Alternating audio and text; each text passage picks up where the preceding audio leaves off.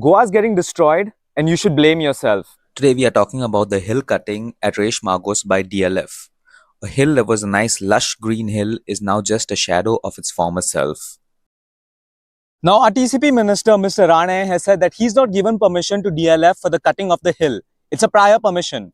To that he is true, but in 2022 it was him who has given permission for the subdivision of the plots on this hill. Oh, and if you're wondering, DLF intends on making 50 plots on that Reis Magos hill. Now for the certificate of compliance, the architect here is one Mr. Paresh Gaitonde. Now who is Mr. Paresh Gaitonde?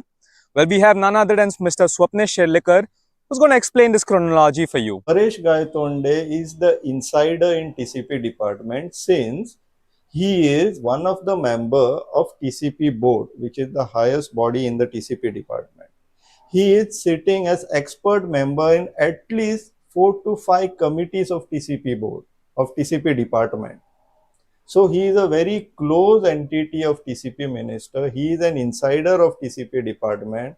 Plus, he has been hired by DLF to work on their project.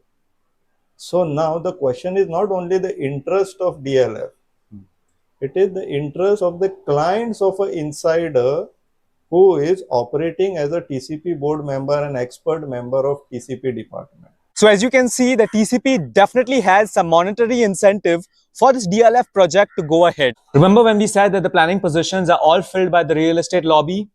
This just proves it. And if the government says that this hill does not qualify as a hill according to its slopes, then you can safely assume that 90% of our hills in Goa will not qualify for the same. So what does this mean? Well, then you can kiss goodbye to those nice green hills that you should love seeing and expect concrete jungles over there and destruction of our environment. If landslides occur, it's not going to be the builder who's going to suffer. It's going to be us, the locals. This case is basically an open challenge to us Goans that these big realtors can come, buy our politicians, and we, the common people, can do nothing about it.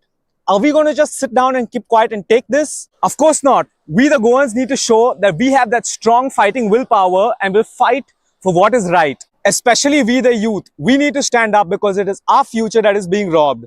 And trust me, no politician wants to see the youth standing up and questioning them. It will make them squirm. Also, is this what our government considers sustainable development? All these projects bring zero development and zero benefit for us Goans. All it does is put stress on our resources like water, electricity, and garbage. Who's going to take care of all the garbage that is generated from that? These real estate developers just don't care. Once it's sold and they've made their money, they're going to leave this place. And it's us who will be left picking up the pieces. So now the ball is in the government's court. They have every way that they can revoke the permissions given to DLF for the hill cutting and stop this project.